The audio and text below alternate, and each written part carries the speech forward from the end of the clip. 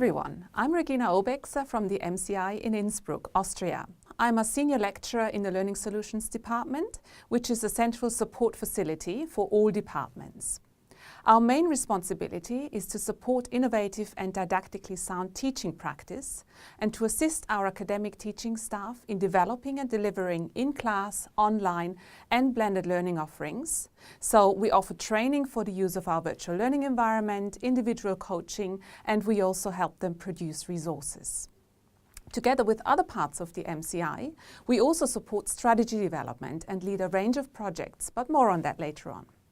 I also teach various subjects in our blended learning programs. But enough about me, let's focus on the task at hand. So, one of the tasks in preparing for the meeting today was to identify one or two issues we face in empowering students for their future professional life and civic engagement. In a nutshell, to us there are two key issues. The first one is engagement and the second one is transforming curricula. Before I go into this in more detail, however, let me give you a little bit of background to our thinking. Preparing and empowering our students for their future professional lives and civic engagement in the second decade of the 21st century means preparing them for a volatile, uncertain, complex and ambiguous world.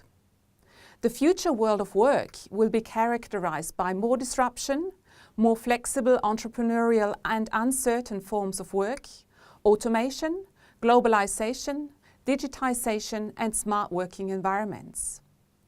Our society is facing huge challenges such as climate change, destabilized political systems, divergent demographics, migration and a general questioning of our long-held values and realities. In this ever-changing and ever-challenging world, every one of us is faced with the need to constantly adapt and learn.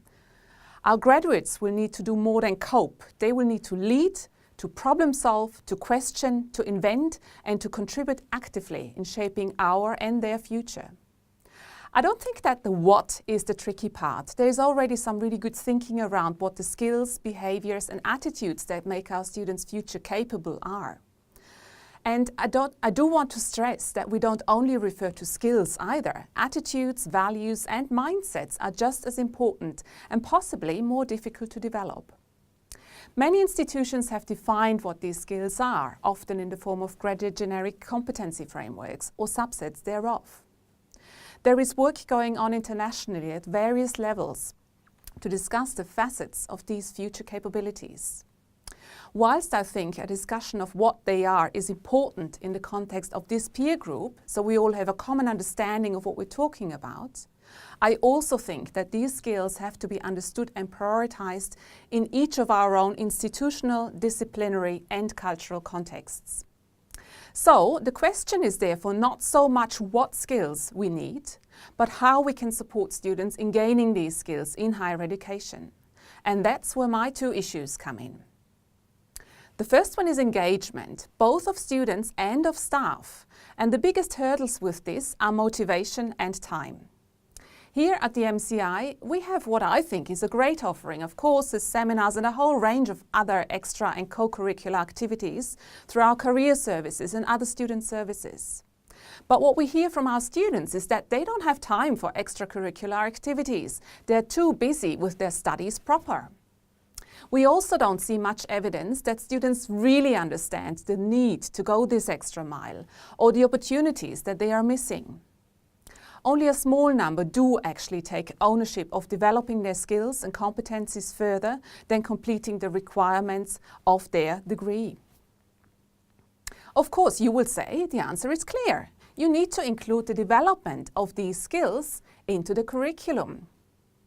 Well, yes, you're right. But I do have some issues here as well. Our teaching staff say that there is no time for this in their courses, as they have hardly enough time to cover the discipline-specific knowledge and skills the students need to become professionals in their fields. They work within the often rigid structures of academic curricula, time constraints and resources.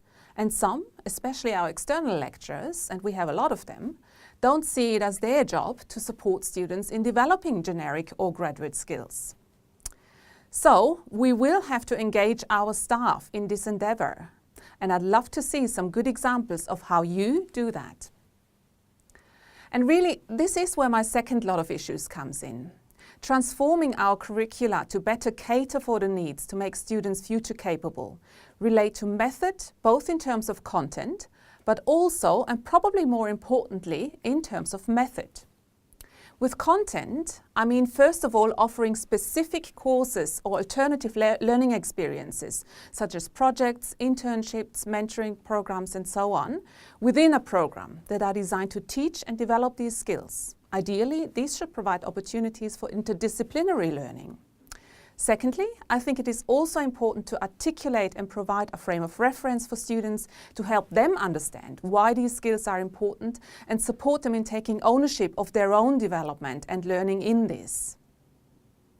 With method, I'm referring to different ways of integrating these skills into our existing programs. This means developing programs and course learning goals and outcomes that combine discipline-specific competencies with these generic skills and aligning learning activities as well as assessment requirements with them. We know some of the strategies that work well for this. Some examples include active learning, providing situated and experiential learning experiences, creating opportunities for meaningful creation and production, and also participation in communities of practice.